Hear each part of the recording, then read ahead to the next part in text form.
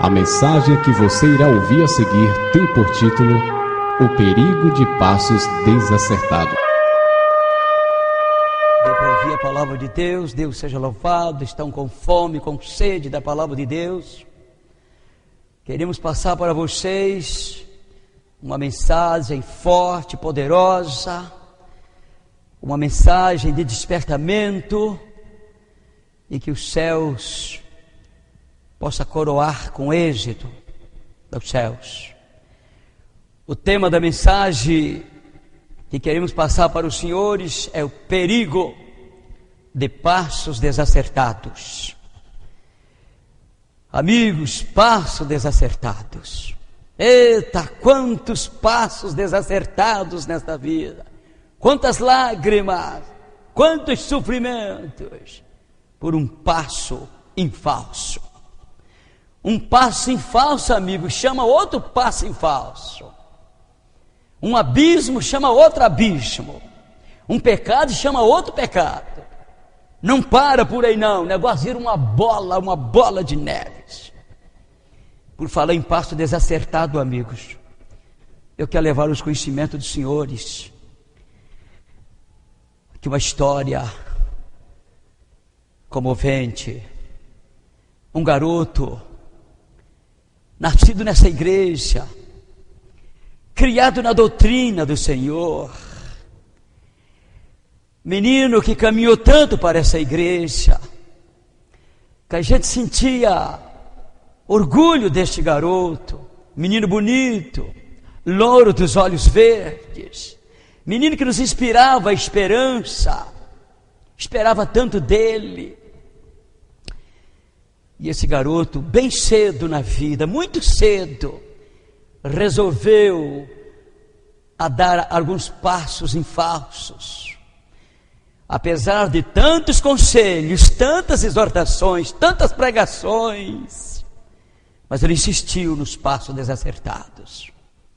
Infelizmente, se deu mal. É assim mesmo, meus queridos. Tem uma carta desse rapaz que recebemos em fevereiro de 2003, 19 de fevereiro, uma carta direcionada a mim. Interessante que essa carta não faz menção da mamãe, porque a mamãe estava junto dele quando ele estava escrevendo essa carta, porque só ela pôde entrar naquele local, naquele dia, naquela manhã, e eu fiquei do lado de fora. E ele então resolveu a escrever esta carta direcionada para o querido papai, como ele chama na carta. Para isso convidamos o irmão, amigo, pessoa do coração, estimado, para que possa ler essa carta para nós, para você, meu amigo, para você, meu jovem que está me ouvindo, você que está acompanhando. Em nome de Jesus, de uma maneira muito especial, eu quero que você atenta para esta carta. Olha para os detalhes desta carta. Olha até onde leva um passo desacertado nessa vida. Olha o sofrimento, olha quantas lágrimas. E para isso eu quero convidar o meu querido irmão Erivaldo. Ele virá para então ler esta carta. Eu quero que ele leia com todo carinho. É uma carta que mexe com o meu coração, mexe com o coração da maninha, e eu sei que vai mexer também com o seu coração. O irmão está lendo essa carta, preste atenção, especialmente meus jovens, os filhos, querido papai, querida mamãe que está me ouvindo, que está nos vendo nesse momento, ouvindo essa carta. Preste atenção, meu querido, em nome de Jesus. Amém e amém.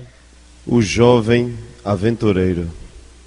Presídio 2 de segurança máxima, cela 8, raio 250, Presidente Venceslau, São Paulo, 19 de fevereiro de 2003. Carta ao querido pai. Pai, espero que esta, ao chegar em suas mãos, o Senhor possa estar em plena paz de espírito, e que Deus possa estar presente em sua vida, e que Ele faça parte de sua vida todos os minutos, e que o brilho da luz resplandecente do Senhor Jesus Cristo possa brilhar no seu rosto, e que você, meu Pai, possa transmitir para as pessoas que estão em sua volta. Meu querido papai, é com imensa satisfação que pego na caneta para dar as minhas notícias. Meu querido, eu estou bem de saúde e em plena paz, graças às orações do Senhor. Pai, eu tenho visto o resultado que tem dado a mim aceitar as orações que eu sei que o Senhor faz de manhã e à noite, porque me encontro bem e sei que Deus tem mudado esse coração de pedra. Estou mais calmo, mais paciente e mais humilde com os companheiros de cela. Tenho pensado muito no que eu tenho ganhado nesses últimos anos. Pai, eu vivi tudo que um jovem vive. Não teve nada que eu não experimentei. Pai, eu sei que para muitos eu não passo de um bandido, de um criminoso, mas o que me dá ainda vontade de viver e superar tudo isso é que vocês me amam de verdade. Pai, nesse mundo de crime que eu vivo, eu sou respeitado, considerado e tenho uma palavra ativa. Apesar de eu estar preso, eu não estou morto. Tenho pessoas lá fora que matam e morrem por mim. Isto é um mundo desgraçado que o Senhor nem imagina. Eu já tive tudo que o dinheiro pode comprar. Já tive as melhores armas que um bandido pode ter. Armas que nem a polícia usa no seu dia a dia. Já tive várias mulheres, já tive carros, já frequentei lugares badalados, mas eu não troco isso tudo pelo amor verdadeiro que eu sentia lá em Poços, na igreja de um povo falho, cheio de defeitos, mas um povo humilde e verdadeiro. Quando eu olho para o passado, sinto uma imensa solidão e um vazio, um deserto no coração. Armas dão sensação de poder, mas não passa de uma ilusão, de uma falsa frustração. Mesmo com a mente voltada para o mundo do crime, eu pude sentir uma paz verdadeira no meio da igreja. Como senti saudade de quando éramos crianças, mesmo com tanta dificuldade. Como eu queria voltar àqueles bons tempos. Dinheiro dá luxo, mas de nada vale sem Deus e sem paz. Estou vendo meus sobrinhos crescer, que eu tanto amo. Eu não posso fazer nada. Sei que com o crescimento vai chegar as dificuldades que a vida tem. Peço a Deus para iluminar o caminho deles, para que eles não tenham que sofrer da mesma forma que eu. Eu senti a presença de Deus neles, e há muito tempo eu não sabia o que era isso. Eu senti inveja do Samuel, os amigos que ele tem na igreja, senti muita saudade de quando eu estava nela. Ali sim, isso é que era vida, mesmo com todos os problemas, mas isso era mais fácil de resolver. Pai, eu estou no meio de criminosos, mas nada disso me abala. Passei pelas penitenciárias mais temidas do sistema penitenciário. Morei e convivi com monstros de verdade. E me igualava a eles, porque eles me respeitavam e eles me tratavam como eu os tratava. Nunca perdi meu orgulho nem minha moral. Nunca derramei uma lágrima. Mas quando eu penso no que eu poderia estar fazendo, no amor que eu senti naquele pessoal de Poços, aí meus olhos enchem de lágrimas. Eu sinto que ainda tenho um coração e uma alma para prestar contas a Deus. Eu daria tudo que eu vivi por um minuto de paz dentro da igreja. Peço a Deus nesse momento que mude esse coração, que Deus possa transformar esse coração de pedra e que eu possa sentir de novo o amor verdadeiro. Só sinto paz quando eu estou escrevendo e me voltam as lembranças que vivi quando eu estava na igreja. Ah, como eu pude chegar a tanto! Como meu coração ficou ruim! Como é fácil você esquecer do amor! Como pode o ser humano se transformar no que eu sou hoje? Como pude fazer o que eu já fiz no sistema? É uma questão de minuto e tudo já era. E tudo que você foi se apaga. Você descarta Deus da sua vida e Deus já era. O inimigo te destrói, faz de você um robozinho de controle remoto. Pai, eu te confesso que cheguei a me arrepender de ter ido em casa na saidinha. Eu não queria que meu coração mudasse. Eu queria que ele continuasse duro como uma pedra. Mas quando eu fui na igreja e senti aquele calor humano, o calor de Deus, a presença de Deus estava daquelas pessoas, através dos meus sobrinhos, a convivência de vocês, do pessoal da igreja, os jovens da igreja, como eles tratavam bem a Samuel e a mim, me deu um imenso vazio. E lembrei de como era bom. E aí eu vi que estou vivendo na mentira. E de nada adianta dinheiro, drogas, armas, carros, luxo. Nada disso adianta sem o amor de Deus. Meu Pai, eu não estou convertido, mas eu estou te falando do fundo do meu coração. Sinto alegria de todos os momentos que fiquei ali na igreja. Eu pude sentir que Deus está com o Senhor e nunca vai te desamparar. Pai, se eu estou onde estou e me transformei na escória da humanidade, foi por escolha minha. Jamais isso teria acontecido se eu tivesse ouvido seus conselhos e seus sermões. Apesar das vezes que o Senhor foi ligeiramente rude, mas isso era com as melhores intenções. E sei, meu querido Pai, que o Senhor sofre muito com isso tudo. Olha, meu Pai, eu peço a Deus que Ele possa confortar o seu coração todos os dias, que Ele te dê forças e muita coragem. Eu sei que Deus tem um plano para comigo. Se assim não fosse, eu não existia mais, ou estaria carregado de cadeia. Pai, não se preocupa, não põe minhoca na cabeça. Cadeia não é bicho de 7 cabeças. Cadeia só não presta para safado, e isso eu não sou. Eu tenho Deus do meu lado. Apesar de tudo, eu creio que ainda tem um Deus que tem me guardado. Fica com Deus, que Ele te guarde e te ilumine os teus caminhos. André Martins de Souza. Tá aí, meus queridos. O senhor pode ver pelo timbre dessa carta, pela iluminação que esse garoto teve de uma sentada, e escrever isso aí mostra que não é um garoto comum. É um garoto nascido nessa igreja, criado em toda a doutrina dessa igreja, mas que mais tarde resolveu dar seus passos em falsos, seus passos desacertados. Apesar de tantos conselhos, conforme ele mesmo disse: Pai, se eu tornei o que tornei hoje, se eu virei a escória da humanidade, foi pela minha própria culpa.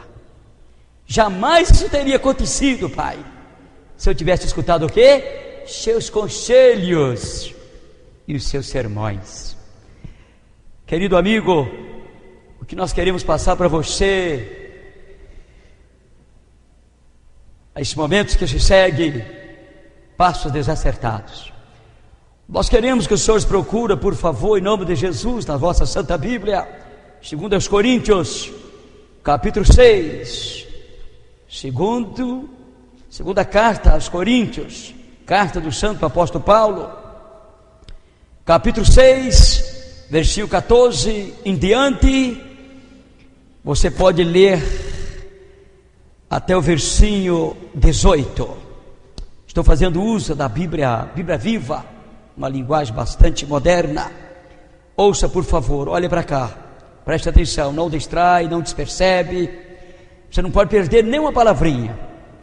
De uma maneira toda especial, os meus jovens, a minha juventude, a minha moçada, meus rapazes, preste atenção nisso.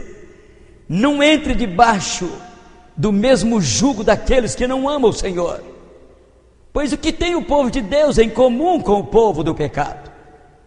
Como é que pode a luz conviver com as trevas? E que harmonia pode haver entre Cristo e o diabo? Como pode um cristão ser companheiro de alguém que não crê? E que união pode existir entre o templo de Deus e os ídolos? Vós sois o quê?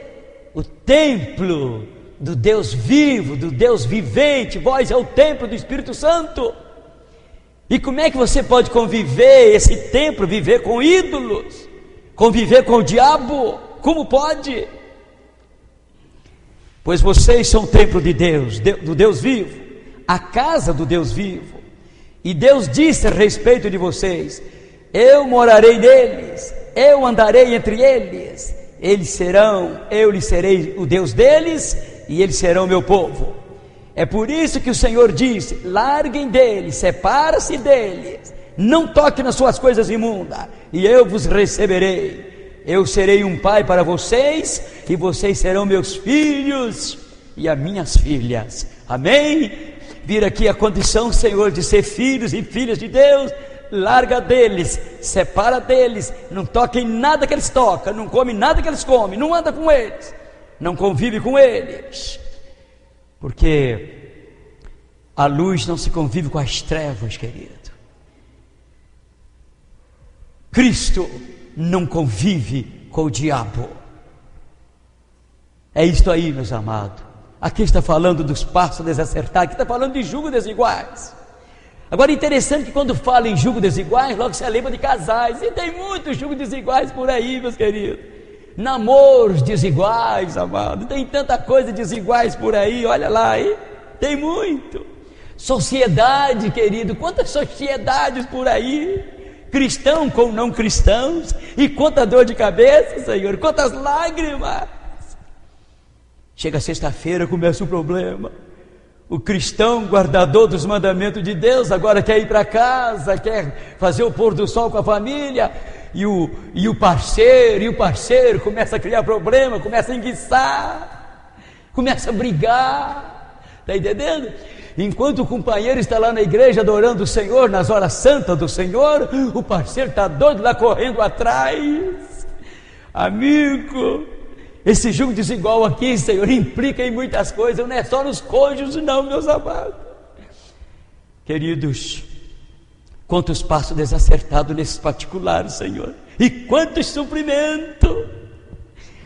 Nós temos aqui, queridos, alguns personagens da Bíblia que deram passos desacertados e sofreram miseravelmente. Grandes homens escolhidos a dedos. Bem está escrito que, se possível for, o demônio enganaria até quem? Os próprios escolhidos, Senhor. Abraão, Senhor, o grande Abraão, pai da fé.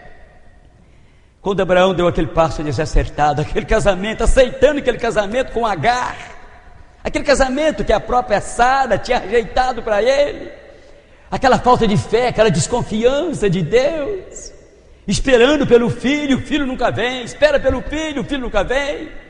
O homem já é idoso, a mulher também já é idosa, e cada ano que passava, mais a fé ia se esfacelando, ia se desfalecendo, porque as possibilidades de ter um filho ia só ficando cada vez mais complicado. E ela agora, Senhor, ajeitou um casamento para o Abraão. Agar.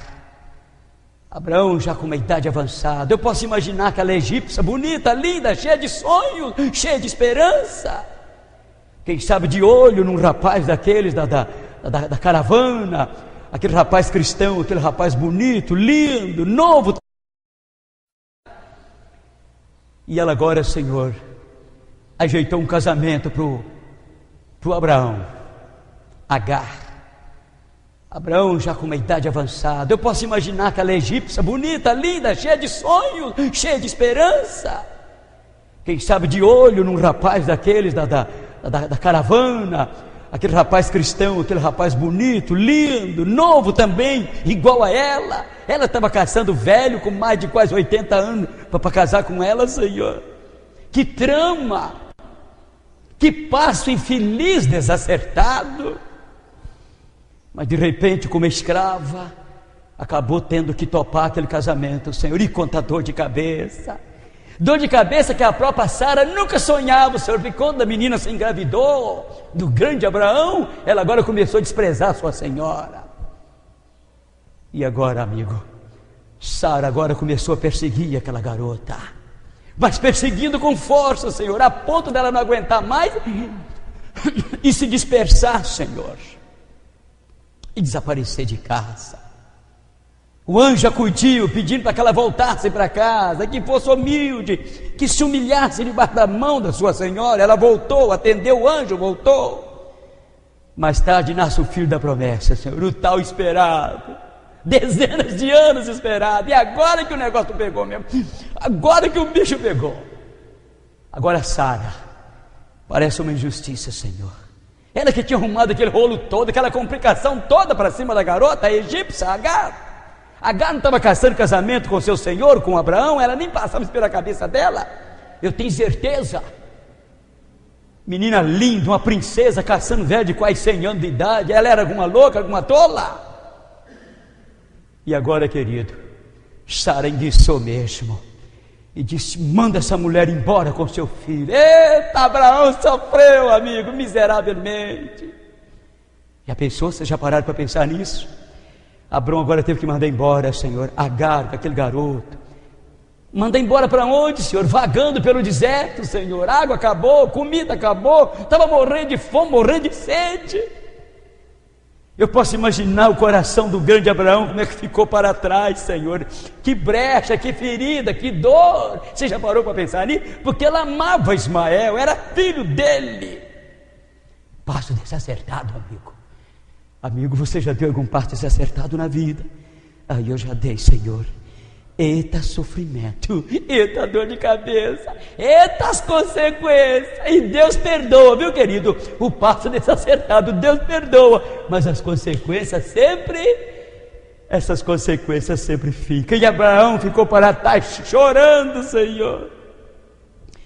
Ismael, sabe quem tornou Ismael? Vocês sabem?